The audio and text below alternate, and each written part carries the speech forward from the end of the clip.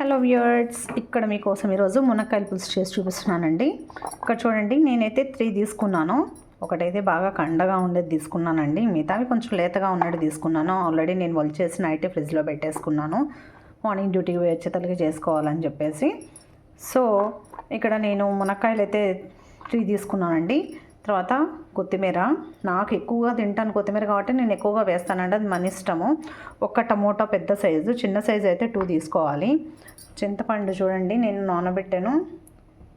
కొంచెం నిమ్మకాయ సైజు అంతా కూడా కాదండి, 2 దెబ్బలు, ఎందుకంటే మనం ఆల్రెడీ ఇది మనం వేస్తున్నాం కాబట్టి, టమోటా వేస్తున్నాం కాబట్టి అది కొంచెం తక్కువ. నెక్స్ట్ తెల్లగడ్డలండి. తెల్లగడ్డలు ఒక హాఫ్ వెల్లుల్లి తీసుకున్నాను. తర్వాత నువ్వులు 2 టేబుల్ స్పూన్స్ అండి. తురిమిన కొబ్బరి కొంచెం, నేను కొబ్బరి మనకు మినిమం ఏ సైజ్ అంటే అండి, ఇందులో హాఫ్ అండి, ఇందులో హాఫ్. నేను ఇంట్లో ఉన్న టెంకాయలదే ఎండబెట్టేస్తానండి, ఆ కొబ్బరి ఎక్కువగా యూస్ చేస్తాను. సో నెక్స్ట్ 1.5 స్పూన్ ధనియాల పొడి అండి, 2 స్పూన్స్ కారపొడి వేసుకున్నాను. ఎందుకంటే మనకు పులుపు పడుతుంది కాబట్టి కారం ఎక్కువ పడుతుంది. మనకు చిటికెడు పసుపు అండి, కొంచెం ఉప్పు. ఈ మిక్సీలో వీటన్నిటితో పాటు నేను ఉప్పుతో గ్రైండ్ చేస్తానండి. నెక్స్ట్ వచ్చేసి పల్లీలండి. పల్లీలు మాత్రం ఒక చిన్న కప్పు మైనండి. So these are the ingredients అండి. ఒక హాఫ్ ఎర్రగడ్డ కూడా అండి, ఒక హాఫ్ ఎర్రగడ్డ. ఇప్పుడు కడాయి పెట్టామండి. కడాయి పెట్టేసి అందులో నేను ఆయిల్ వేసుకుంటున్నాను.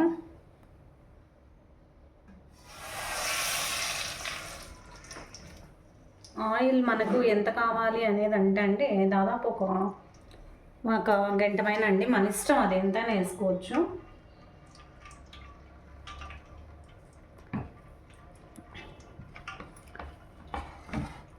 నెక్స్ట్ కొంచెం ఆయిల్ హీట్ అయిందా లేదా చూసుకోవాలి.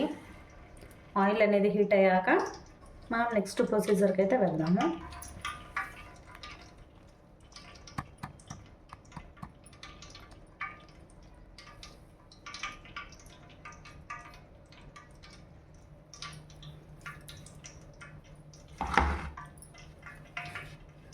నెక్స్ట్ ఆయిల్ అయితే హీట్ అయిందండి, చిటపట అంటుంది కదా.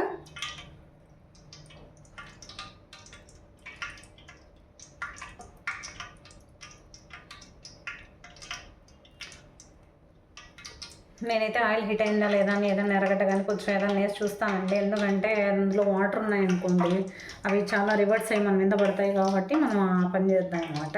తెలియని వాళ్ళు కూడా ఈ పని చేయడం చాలా బెస్ట్ అనుకుంటా. ఇలా ఎన్నోసార్లు నేను ఫేస్ చేశాను. సో ఫస్ట్ హీట్ అయిందండి, ఎర్రగడ్డ పైకి వచ్చింది. ఇక్కడ ఈ హాఫ్ ఎర్రగడ్డ అనేది నేను వేసానండి.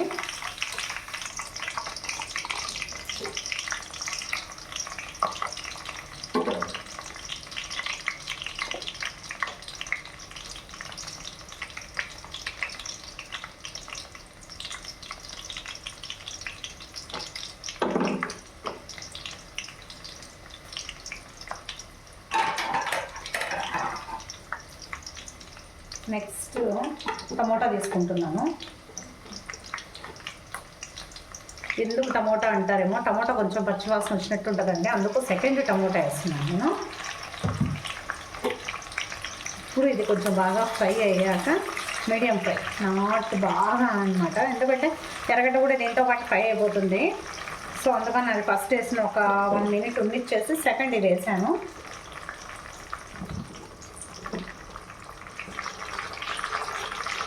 దీనికి ఏం లో ఫ్లేమ్ అవసరం లేదండి, హై ఫ్లేమ్లోనే పెట్టుకోవచ్చు మనము.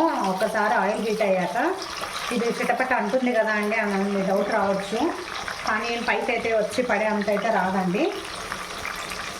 మీరు ఎప్పుడు ఇది చూసిన స్టైల్ అండి, ఇది మునక్కాయ పులుసు. ఇది నా స్టైల్లో నేను చేశాను. ఇప్పుడు మునక్కాయలో ఉంది.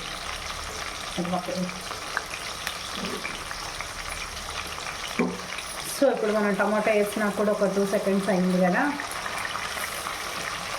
ఇప్పుడు ఈ టమాటా పరిస్థితి ఏంటో చూద్దాం. కొంచెము ఇంకా కొంచెం ఇది అనిపిస్తుంది అంటే లైట్గా వేగింది, ఒక 1 మినిట్ ఉంచుదాము మొత్తము.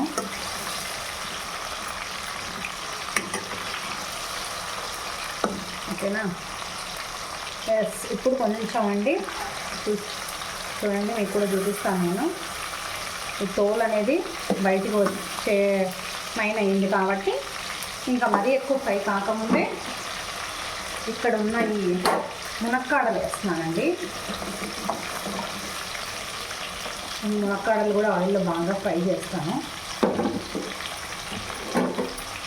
సో ఇప్పుడు మళ్ళీ మునక్కాడలను బాగా తిప్పుతూ ఫ్రై చేయాలి.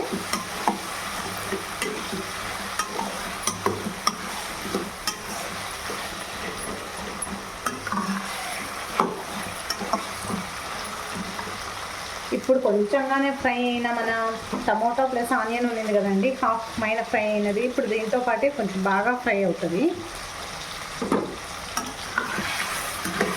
ఈ మునక్కాడలు కొంచెం పచ్చి వాసన వెళ్ళేంత వరకు వేపించాలండి.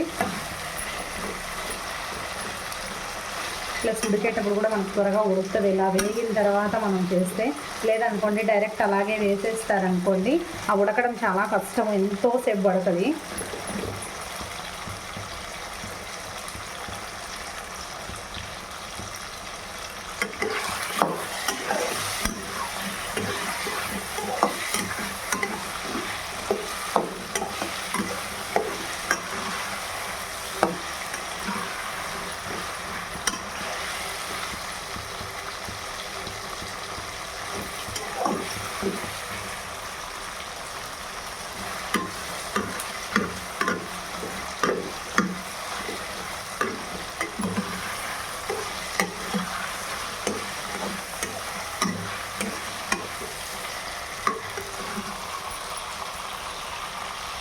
ఇలా ఇలా ఎందుకంటున్నానంటే పచ్చివాసన అనేది ఇలా మనకు తెలుస్తుందండి. మన నోస్కి ఆ పొగ అనేది మనం ఇలా లాగామంటే ఆ వేపరు, అప్పుడు మనకి ఇంకా వేయించాలా లేదా అని నాకైతే ఓకేనండి. ఇప్పుడు వేగాది అనమాట. అంటే మనకు రెడ్డిష్ లాగా మరీ దానిలను పైకి పట్పట్లాడేమైనా అవసరం లేదండి.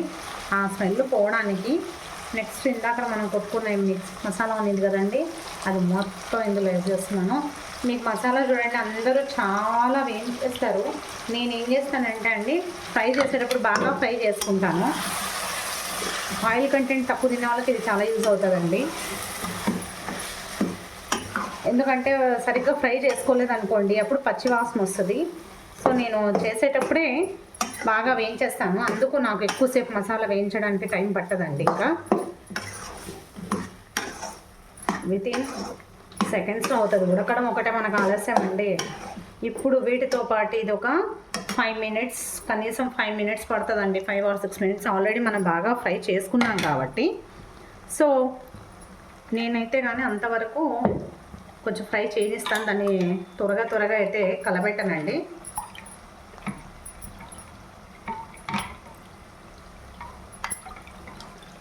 ఈ నా స్టైల్ మీకు నచ్చినట్లయితే కానండి ఒక కామెంట్ ఇచ్చి, లైక్ ఇచ్చి సబ్స్క్రైబ్ చేసుకుంటారు అనుకుంటున్నాను. నెక్స్ట్ మీకు ఏం కావాలో కూడా అడిగారంటే చెప్తానండి, చేసి కూడా చూపిస్తాను. కానీ డిఫరెంట్ స్టైల్లోనే చేస్తానండి, అందరు రొటీన్ స్టైల్లో అయితే చెయ్యను. ఇంకా రొటీన్ స్టైల్లో చేసేదానికి మనం ఎందుకంటే వీడియో పెట్టాలి. నేనైతే కొంచెం బాగా వేస్తానండి. కింద కూడా కొంచెం కూడా తగలకూడదు, అది మాడుతుంది అంటారు కదా, అలా అవ్వకూడదు అని చెప్పేసి దాన్ని నేను నీట్గా చేస్తూనే ఉంటాను. నేను వీటి దగ్గర నుంచి పక్కన కూడా జరగనండి. వంట చేసేటప్పుడు చాలామంది పక్కనకి వెళ్ళిపోతుంటారు. నేను వంట అన్నం అయిపోయేంత వరకు అక్కడే ఉంటాను అనమాట. ఏవి పొంగి పొయ్యి మీద పడినా ఖరాబ్ అయిపోతుంది, మళ్ళీ పనికి 2 పనులు ఎందుకు అనేసి కొంచెం జాగ్రత్తగా వీటిని గమనించి అయిపోయిన తర్వాత స్టాప్ చేసిన తర్వాత వెళ్తానండి. ఆయిల్ కంటెంట్ తక్కువ కావాలనుకుంటే ఈ విధంగా చేసుకోవచ్చండి. లేదు మేము ఆయిల్లోనే ఫ్రై చేసుకోవాలి అనుకుంటే మీరు, నేను 1 గంట వేసాను కదా కూరగంట, అలా కాకుండా మీరు ఇంకా ఎక్కువ వేసుకొనేసి చేయొచ్చండి. ఈ మునక్కాయలతో పచ్చడి కూడా ఉందండి, పచ్చడి కూడా నేను త్వరలో చేసి చూపించి మీకు పెడతానండి. చాలా బాగా టేస్ట్ ఉంటుంది. మనం చేసుకుంటే విధానం అండి ఏదైనా కానీ. సో చూసారా, కొంచెం రెడ్డిష్ అయిపోయి ఆయిల్ అంతా బబుల్ అవుతుంది. ఈ ఆయిల్ గమనించారా మీరు, ఆయిల్ బబుల్ అయ్యి పైన సైడ్స్ అంతా వచ్చేస్తుంది ఇలా. సో ఇంకా ఇది వేగినట్టు అండి మనకి. ఇప్పుడు నేను ఒక మన మిక్సీ జార్ ఉంది కదండి, అందులోనే ఆ మసాలాలోనే వాటర్ వేసాను. సో మిక్సీ జారు వాటర్ నేనైతే వేసుకుంటానండి, ఎందుకంటే మునక్కాడలు ఉడకాలి కదా. అందరూ పైన అవి పీచు తీసేస్తారండి, నేను ఓన్లీ వన్ సైడ్ మాత్రమే, మనం కోసినప్పుడు మాత్రం వచ్చే పీచు మాత్రమే తీస్తాము. ఎందుకంటే దాన్ని పీచు తీసేస్తే ఇది మెత్తగా ఉడకడమేమో ఉడుకుతుంది కానీ దాని టేస్ట్ ఉండదు, మనం మునక్కాయ పట్టుకోవడానికి కూడా ఉండదండి. అందుకోసం అనేసి నేను ఇలా చేస్తాను.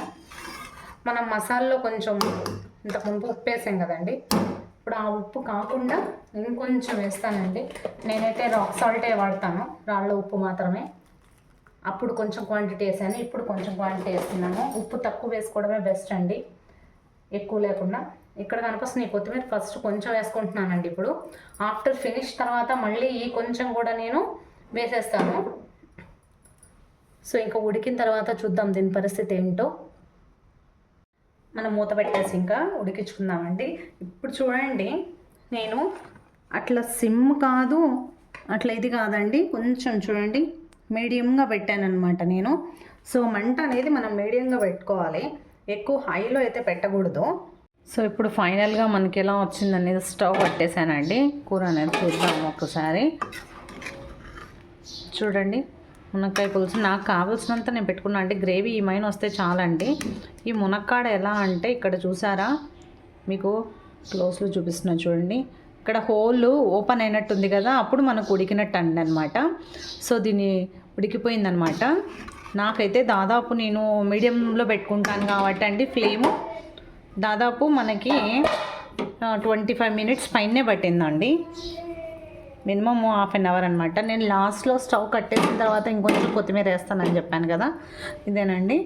సో ఇలా వేసేసి మళ్ళీ ఒక్కసారి తిప్పేసేసి ఇంకా స్టవ్ అనేది పెట్టేసేసాం కదా, అయిపోయిందండి కర్రీ అనేది. మనం ఇంకా క్లోజ్. ఫైనల్ కర్రీ అయితే చాలా ఎమ్మీగా ఉందండి. మీరు ట్రై చేసి కామెంట్ ఇవ్వగలరు. So please like, share and subscribe to my channel. Thank you.